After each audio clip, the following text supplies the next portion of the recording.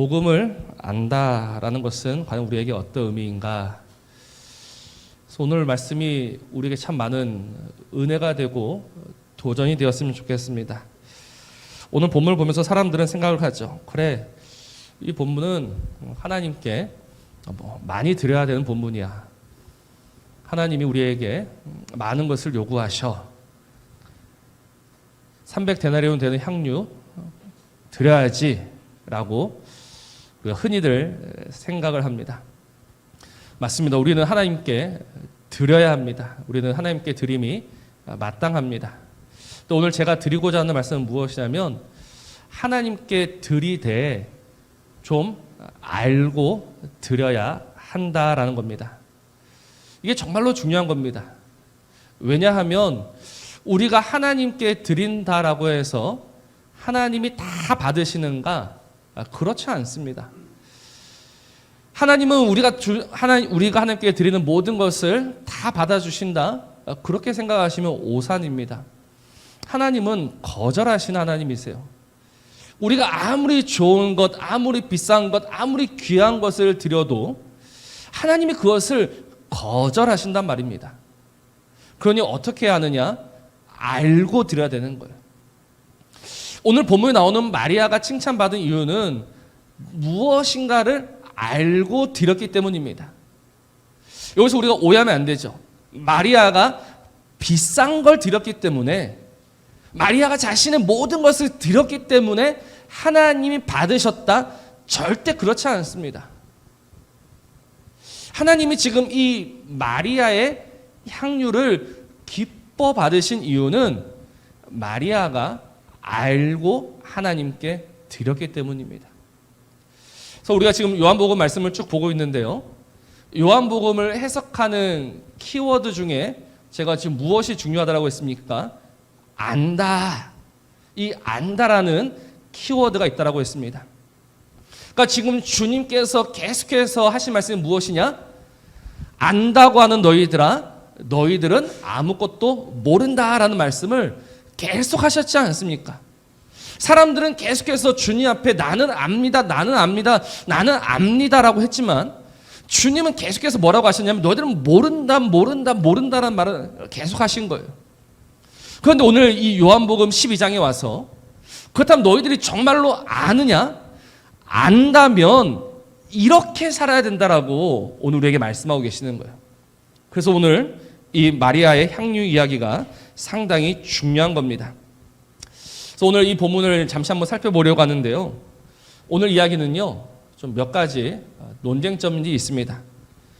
뭐냐면 이 사복음서에 이 이야기가 다 나와요. 근데 사복음서에 다 나오는데 조금씩 다릅니다. 조금씩 다르다 보니까 사람들이 뭐라고 하냐면 이거는 지어낸 이야기다, 거짓말이다 라고 이야기하죠. 그냥 그렇지 않습니다. 다 다른 것 같지만 그냥 다 다르지 않습니다. 마태복음 26장, 마가복음 14장, 누가복음 7장, 그리고 오늘 요한복음 12장이 나오는데 이 누가복음 이야기는요 조금 달라요. 누가복음의 이야기는 우리가 알고 있는 것처럼 어떤 바리새인이 주님을 초청을 하죠. 그래서 그때 한 죄인인 여자가 나와서 주님의 발을 닦습니다. 그 바리새인이 아주 기분이 언짢습니다. 감히 내가 베푼 이 잔치에 저 죄인이 들어오다니, 그리고 그 죄인이 저렇게 하는 것을 가만히 놔두다니, 그 바리새인 기분이 언짢아요. 그때 주님이 뭐라고 하셨습니까? 너는 나한테 발 씻은 물도 안 주었다. 그래서 너는 나를 사랑하지 않는다. 이 사랑의 관점에서 누가복음 7장 이야기가 나오고요. 나머지 마태복음, 마가복음, 요한복음은 동일한 이야기입니다. 근데 사람들은 왜 다르다라고 이야기하냐면 마태복음과 마가복음은 베다니 시몬의 집이다라고 분명 이야기를 해요. 근데 요한복음의 이야기는 누구의 집입니까? 나사로의 집인 것처럼 보여요. 왜 마태복음과 마가복음은 시몬이라 그래놓고 왜 요한복음은 나사로의 집인가? 그래서 또 다르다라고 주장합니다. 근데 제가 요한복음 말씀을 우리 방금 요한복음 12장 봤지 않습니까? 요한복음 12장 이 사건이 정말 나사로의 집에서 일어난 일입니까? 나사로의 집에서 일어났다면 몇 절에 그 이야기가 나옵니까? 오늘 요한복음 12장 1절에서부터 8절까지 그 어디에도 이 집이 나사로의 집이다라고 하지 않습니다. 그냥 베다니에 있었던 일이고 누군가의 집에서 잔치할 때 누가 있었다? 마르다도 있었고 나사로도 있었고 마리아도 있었다라는 거예요. 나사로의 집이 아닙니다. 오히려 이 2절 말씀을 우리는 이제 개역 개정인데 새 번역 성경을 보면 뭐라고 하냐면 나사로는 음식을 먹고 있는 사람 가운데 끼어 있었다라고 합니다. 나사로는 음식을 먹고 있는 사람들 가운데 끼어 있었다. 그러니까 나사로의 집이 아니라는 거죠. 그러니까 누구의 집이 맞습니까? 시몬의 집이 맞는 겁니다. 시몬의 집에서 지금 이 일들이 일어나고 있는 거죠. 그러면 지금 이 여자는 누구겠습니까? 우리가 잘 알고 있듯이 이 나사로의 누이인 마리아입니다. 그런데 우리가 또 잘못 알고 있는 게 하나 있어요. 우리 찬송가 211장 보면 값비싼 향유를 주께 드린 그 다음에 뭐라고 나오죠? 막달라 마리아 나옵니다. 근데 오늘 막달라 마리아랑 이 마리아는 전혀 다른 마리아인 거예요. 그 누가복음 7장에 나오는 여인이 막달라 마리아인가? 그렇지 않습니다. 누가복음 7장에 나오는 여인은 이름 없는 한 여인이에요. 근데 왜 갑자기 이 막달라 마리아가 나왔느냐? 이거는 제가 좀 알아보니까 이 역사적으로 뭔가 중간에 꼬인 것이 있던데 어쨌든 여러분들 오늘 이 시간 통해서 막달라 마리아는 아니다라는 거는 꼭 기억하셨으면 좋겠습니다. 오히려 누구냐? 베다니 마리아입니다. 나사로의 누이 마리아입니다. 지금 이 요한복음 12장에서 그 모든 사람들이 함께 모여서 무엇을 하고 있느냐? 잔치를 벌이고 있습니다. 근데 여기서 또 우리는 쉽게 생각합니다. 왜냐하면 앞에 요한복음 11장 사건이 있었기 때문에 죽다가 살아난 나사로의 이야기가 있었기 때문에 이 잔치는 나사로를 위한 잔치다라고 생각을 하죠. 그러나 오늘 본문은 나사로를 위한 잔치다라고 하지 않습니다. 오늘 2절을 다시 한번 보시기 바랍니다. 오늘 2절을 보면 누구를 위한 잔치라고 합니까? 예수를 위하여 잔치했다는 겁니다. 그러니 지금 나사로가 주인공이 아니라 누가 주인공입니까? 예수 그리스도가 주인공이신 거예요. 그래서 사람들이 왜 예수를 위하여 잔치를 했을까요? 그거는 조금 이제 요한복음 12장 뒤에 나오는 예수님의 그 호산나 사건을 보면 알 수 있어요. 많은 사람들이 지금 기대가 부풀어 올라 있는 겁니다. 우리가 메시아를 기다렸는데 나사로를 살린 이 예수는 메시아가 분명하다라는 거예요. 그러니 잔치하는 겁니다. 우리에게 메시아가 오셨다. 우리에게 구원자가 오셨다. 그래서 그들은 흥겨운 잔치를 벌이고 있는 거예요.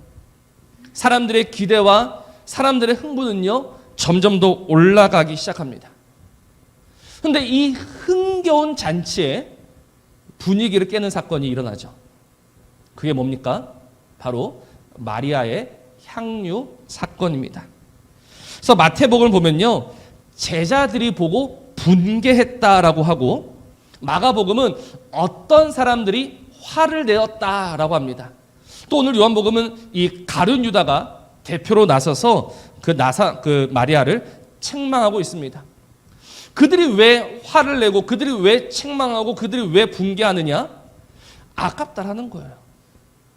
너무너무 아깝다. 300데나리온입니다. 300데나리온은 그냥 우리의 연봉이다라고 생각하시면 됩니다. 1년치 연봉을 거기에 다 쏟아 부은 거예요. 그러니 사람들은 화가 나죠. 사람들은 짜증이 납니다. 야, 이게 돈이 얼마인데 이걸 썼으면 우리가 얼마나 더 많은 일들을 할 수 있었는데 뭐 하는 짓이냐라는 거예요. 뭐 하는 짓이냐. 근데 중요한 건 바로 그때 주님이 뭐라고 하셨느냐가 되겠죠.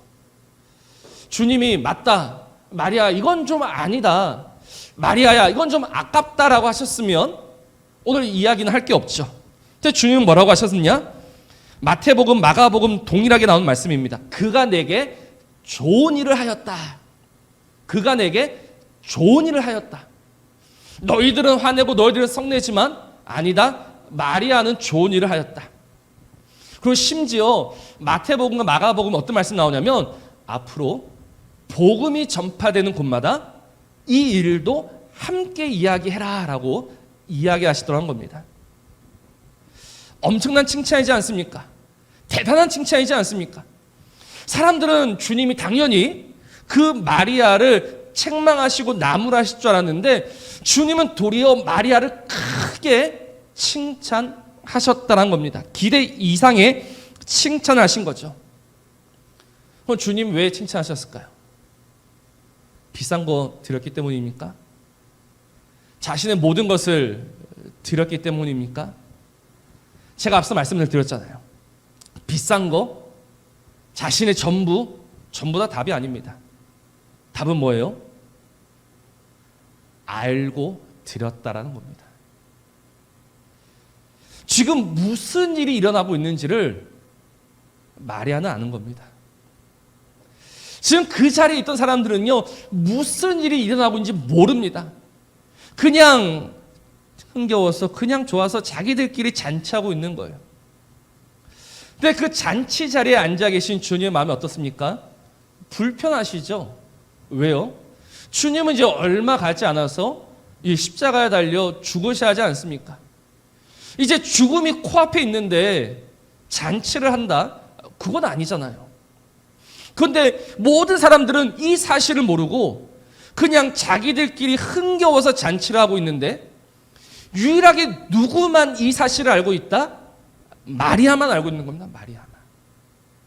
그래서 마리아는 그 주님의 장례를 준비하기 위해서 드린 거예요. 그 주님이 기쁘신 거죠. 아무도 내 마음을 모르는데, 아무도 내 처지를 모르는데, 아무도 지금 내가 무엇을 해야 할지 모르는데 누구는 알고 있다? 마리아, 너는 알고 있구나. 그래서 주님이 그녀를 칭찬하셨다는 겁니다. 그녀가 비싼 것을 드려서가 아니라, 그녀가 모든 것을 드려서가 아니라 지금 주님의 마음과 주님의 사역과 주님의 복음을 알고 드리니 주님이 받으신다는 겁니다. 그러니 오늘 우리가 주님께 무엇인가를 드려야 하는 것이 맞습니다. 그런데 왜 드려야 하는가? 이것이 더 중요하다는 겁니다. 알고 드려야 됩니다. 모르고 드리면요, 말짱 도루묵이 되는 겁니다. 그래서 우리도 오늘 이 질문을 안 할 수가 없습니다. 무슨 질문이냐면, 그렇다면 나는 지금 여기 왜 앉아 있는가라는 질문입니다. 오늘 스스로에게 이 질문을 꼭 한번 해봤으면 좋겠습니다. 나는 지금 여기 왜 앉아 있는가? 나는 지금 여기에서 왜 예배를 드리고 있는가? 그냥 앉아 있다고, 그냥 예배 드린다고 하나님이 우리의 예배를 받으신다? 결코 그렇지 않습니다. 우리가 분명한 이유를 가지고, 분명한 이유를 알고 예배를 드려야 하나님이 받으신다는 겁니다. 그렇다면 오늘 우리는 왜 예배를 드립니까? 우리는 왜 하나님께 내 전부를 드리고자 합니까? 바로 복음을 알기 때문이죠. 다른 이유가 아닙니다. 우리가 오늘 이 자리에 모였고 이 자리에서 예배 드리는 것은요, 복음을 알기 때문이에요. 복음을 모르면 이 자리에 있을 수가 없죠. 그러나 복음을 알면요, 드리되 더 많이 드리고 싶은 겁니다.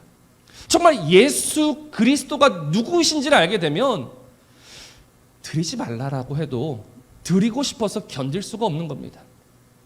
고린도후서 8장 말씀을 보면요, 마게도냐 교회 이야기가 나옵니다. 우리 고린도후서 8장 1절에서부터 우리 3절 말씀까지 먼저 보겠습니다. 이런 말씀입니다. 형제들아, 하나님께서 마게도냐 교회들에게 주신 은혜를 우리가 너희에게 알리노니 환난의 많은 시련 가운데서 그들의 넘치는 기쁨과 극심한 가난이 그들의 풍성한 연보를 넘치도록 하게 하였느니라. 여기까지 일단은 봅시다. 보십시오. 마게도냐 교회입니다. 마게도냐 교회가 어떤 교회냐? 풍성한 연보, 넘치도록 드리는 헌금이 넘쳐나는 교회입니다. 근데 그들이 왜 헌금을 드릴까요? 그 앞에 보십시오. 환난에 많은 시련이 있다라고 했습니다. 극심한 가난이 있다라고 했습니다. 남아 돌아서 드리는 것이 아닙니다. 환난이 있고 시련이 있고 극심한 가난이 있는데 헌금은 어떻다? 풍성하다라는 겁니다. 풍성하다 못해 3절과 4절입니다. 이렇게 말씀하고 있죠. 내가 증언하노니 그들이 힘대로 할 뿐 아니라 힘에 지나도록 자원하여 이 은혜와 성도 섬기는 일에 참여함에 대하여 우리에게 간절히 구하니라는 말씀입니다. 쉽게 말해서 이런 말씀이에요. 헌금하고 싶어서 미치겠습니다라는 이야기예요. 이 은혜와 성도 섬기는 일에 제발 참여하게 해 주십시오라고 간절히 구했단 말입니다. 뭔가 좀 이상하지 않습니까? 환난이 있고 시련이 있고 극심한 가난이 있는데 이들이 바울한테 조른 게 무엇이다? 나도 제발 헌금 좀 하게 해주세요라고 졸랐단 말입니다. 어떻게 이런 일이 있을 수 있느냐? 다시 고린도후서 8장 1절입니다. 8장 1절 말씀을 보면 이렇게 이야기하죠. 형제들아, 하나님께서 마게도냐 교회들에게 주신 은혜를 우리가 너희에게 알린다. 은혜. 마게도냐 교회는 은혜 받았단 말입니다. 이 은혜 받았다는 말이 무엇입니까? 복음을 받았다는 것이죠. 복음이 무엇인지 안다는 겁니다. 예수가 누구이신지를 안다는 겁니다. 예수가 누구이신지를 아는 것이 결정되니 그들의 환난, 그들의 시련, 그들의 극심한 가난이 그들의 섬기는 일에, 그들이 바치는 일에 아무런 장애물이 되지 않는다는 겁니다. 오히려 드리지 못해서 안달이 나서 그 바울에게 조르고 매달리고 있는 겁니다. 그러니까 중요한 건 이겁니다. 알아야 한다는 겁니다. 예수가 누구신지를 알아야 거예요. 예수가 누구신지를 알고 예수가 지금 무슨 일 하신지를 아니까 300데나리온 그까짓 것쯤이 하면서 아낌없이 내어드리는 거예요. 오늘 우리는 무엇을 알고 있습니까? 정말 우리는 알고 있습니까? 정말 나는 복음을 알고 있습니까?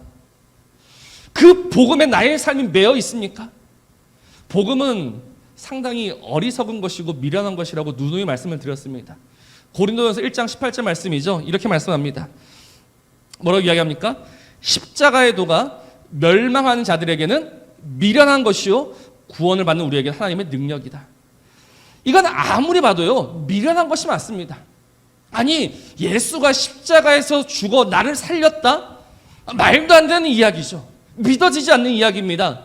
그러나 오늘 이 복음을 아는 우리에게는 하나님의 능력이 되는 겁니다. 그런데 이 하나님의 능력이 되려면 여러분 반드시 거쳐야 할 것이 하나 있습니다. 우리 고린도전서 1장 21절 말씀을 보아야 합니다. 이렇게 말씀하고 있습니다. 하나님의 지혜에 있어서는 이 세상이 자기 지혜로 하나님을 알지 못하므로 하나님께서 전도에 미련한 것으로 믿는 자들을 구원하시기를 기뻐하셨다라는 말씀이에요. 이 말씀 우리 세 번역으로 보면 조금 더 느낌 와닿습니다. 세 번역 성경 혹시 준비됐습니까? 제가 읽어드립니다. 이 세상은 그 지혜로 하나님을 알지 못하였습니다. 하나님의 지혜가 그렇게 되도록 한 것입니다. 하나님께서는 어리석게 들리는 설교를 통하여 믿는 사람들을 구원하시기를 기뻐하신 것입니다. 자, 내가 복음을 모르는 이유가 무엇일까요? 이 복음이 내 삶 속에 역사가 없는 이유가 무엇일까요? 어리석게 들리는 이 설교를 듣지 않기 때문입니다. 여러분, 하나님의 구원과 하나님의 복음과 하나님의 지혜와 하나님의 능력은 무엇을 통해서 알게 될까요? 꿈을 통해서 알게 됩니까? 기적을 통해서 알게 됩니까? 아니, 오늘 분명히 이야기합니다. 이 어리석게 들리는 설교.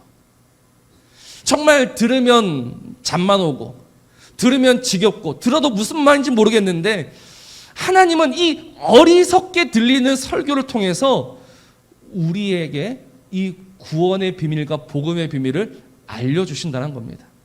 그래서 이 구원의 비밀과 복음의 비밀을 알게 되면 그때 드리고 그때 바치고 그때 헌신이 일어나게 되고 그때 주님이 그것을 기쁘게 받으시고 칭찬하신다는 겁니다. 근데 이거 없이 아무것도 모르고 드리면 드려봤자 혼나고요, 드려봤자 낭비가 되고요, 드려봤자 다 허사가 된다는 겁니다. 그래서 오늘 대표적으로 성내었던 가룟 유다, 그는 어떻게 되었습니까? 복을 모르는 가룟 유다는 계산을 해보니까 여기에 있다가는 망하겠다. 그래서 그는 오히려 예수를 은 30에 팔아 넘겼지 않습니까? 복음을 모르면요 결국 다 떠나게 되어 있는 겁니다. 드리기는 뭘 드립니까? 하나라도 챙겨서 가야지.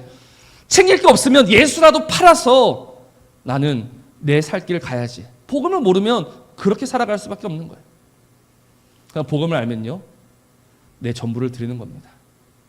이것보다 귀한 일은 없고, 이것보다 영광스러운 일은 없고, 이것보다 정말 가치 있는 일이 없음을 알기에 여기에 내 전부를 걸어서 살아가게 되는 겁니다. 사랑하는 성도 여러분, 오늘 어디에 우리의 인생을 걸고 있습니까? 정말 복음에 내 인생을 걸고 있습니까? 아니면 내가 가지고 있는 그 무엇에 내 인생을 걸고 있습니까? 내가 가지고 있는 그 무엇에 내 인생을 걸어봤자 그건 다 꽝입니다. 가지고 있으면 있을수록 손해입니다. 왜냐하면 다 사라질 거거든요. 다 없어질 거거든요. 그러나 복음 알고 하나님께 드리면, 주님께 드리면 주님이 받으시고 주님이 기억하시고, 그래 내가 너를 평생 기억하겠다라고 분명히 말씀하시지 않습니까? 이 복음이 전파되는 곳마다 이 이야기도 함께 이야기해라. 주님이 평생 기억해 주신다는 겁니다. 그러니 오늘 우리는 다시 한번 이 복음을 아는 자가 되어야 되고, 이 복음에 내 인생을 거는 자가 되어야 되고, 복음에 내 전부를 거는 자가 되어야 합니다. 그래야지만 우리의 드림이 낭비가 되지 않고 우리의 드림이 허사가 되지 않는 거예요.